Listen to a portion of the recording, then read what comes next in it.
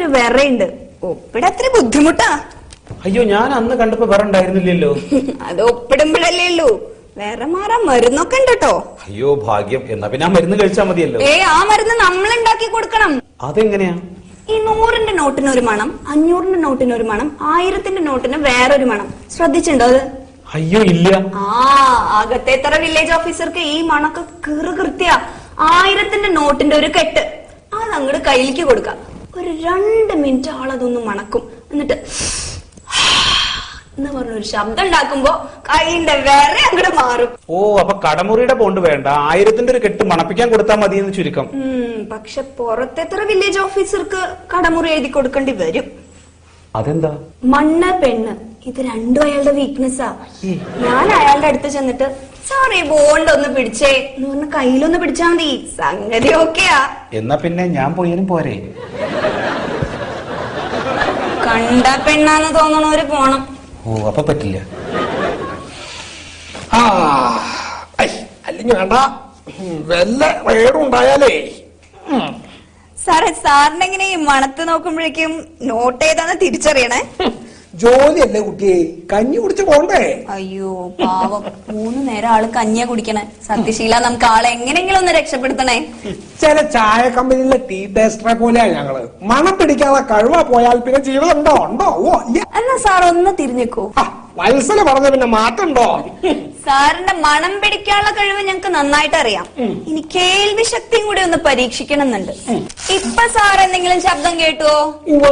എന്താ അത്? BTR 326 number സർവേയിലെ ഒരു പേജ് കീറുന്ന ശബ്ദം കേൾക്കുന്നുണ്ട്. കറക്റ്റ്. ഇപ്പോഴോ? ഇപ്പോ പുറമ്പോക്ക് ബുക്കിലെ പേജ് ഇങ്ങനെ മറച്ച് ഒരു പേജ് കീറണ ശബ്ദം കേൾക്കണുണ്ട്. അപ്പൊ ഇനി 326 സർവേ നമ്പർ കന്നുകാലി മേച്ചൽ സ്ഥലമാണോ? അകത്തേത്തറ വില്ലേജ് BTRലല്ല, പുറത്തേത്തറ വില്ലേജ് ഓഫീസിലും ജില്ലാ സർവേ ഓഫീസിലും ഇപ്പോഴും അത് സർക്കാർ സ്ഥലം, കന്നുകാലി മേച്ചിൽ സ്ഥലം. 75 വർഷത്തിന് മുമ്പുള്ള സർവേ പ്രകാരം അത് ബിൽഡിംഗ് പണിയാൻ പറ്റാത്ത നിലം. അപ്പനി സാറ് തിരിഞ്ഞോളൂ. പേര് സത്യശീലൻ. വിലാസം ചെമ്പ്രത്തറ പൂഴിക്കുണ്ടിൽ സത്യശീലൻ. ചെമ്പകത്തറ പൂഴിക്കുണ്ടിൽ സത്യശീലൻ. അപ്പൊ പോട്ടെ സാറേ, നമ്മുടെ പുറത്തേത്തറ വില്ലേജ് ഓഫീസർക്കേ മൊയിലാളിയോട് എന്തോ പറയാണ്ടത്രേ. ആളൊരാർത്തി പണ്ടാറ. സാറിനില്ലാത്ത പോലെ. അതല്ല, ഈ ഞരമ്പും അതൊക്കെ പിന്നെ സംസാരിക്കാം വത്സലെ. എനിക്ക് വത്സലെ എപ്പോഴും കണ്ട് സംസാരിക്കാനായിട്ട് ഒരു വഴി പറഞ്ഞു തരൂ. സാർ ഒരു കാര്യം ചെയ്യൂ, ആ ബ്ലൂടൂത്ത് ഒന്ന് ഓൺ ചെയ്യൂ. ഞാനുള്ള ഒരു വീഡിയോ ക്ലിപ്പ് വിത്ത് മ്യൂസിക് അങ്ങോട്ട് സെൻഡ് ചെയ്ത് തരാം. എപ്പോഴും കാണാലോ. വത്സലയുടെ മൊബൈലൊക്കെ മാറ്റാൻ സമയമായി കേട്ടോ. ഞാനൊരു ടച്ച് സ്ക്രീൻ വാങ്ങി തരുന്നുണ്ട്. അയച്ചോളൂ. അയ്യോ അത് പറ്റില്ല, ഇത് സർപ്രൈസാ. സാർ ഒന്ന് കണ്ണടയ്ക്കൂ, കള്ളത്തരം കാണിക്കല്ലേ. വത്സലയോട് ഞാൻ കള്ളത്തരം കാണിക്കോ? കണ്ണടച്ചു, അയച്ച കിട്ടി. കണ്ണ് തുറക്കല്ലേ, കണ്ണ് തുറക്കാതെ മ്യൂസിക് പ്ലേ ചെയ്യൂ.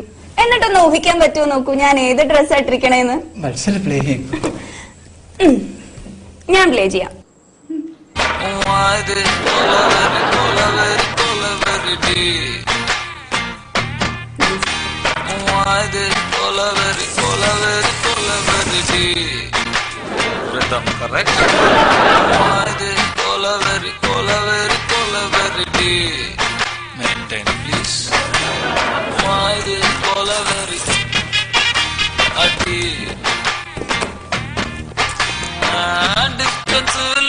ഇനി പറയൂ.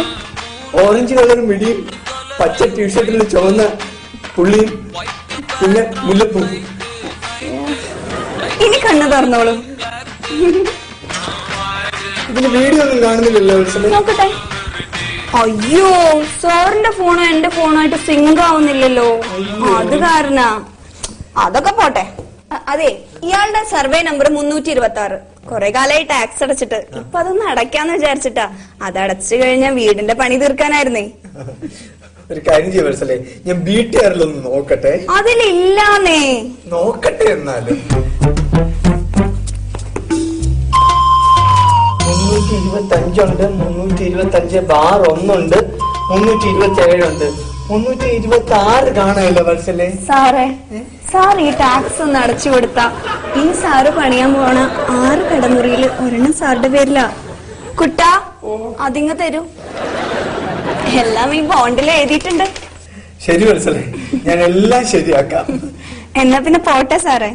ആയിക്കോട്ടെ, ശരി. എന്തൊരു പന്നികളെ വിറ്റ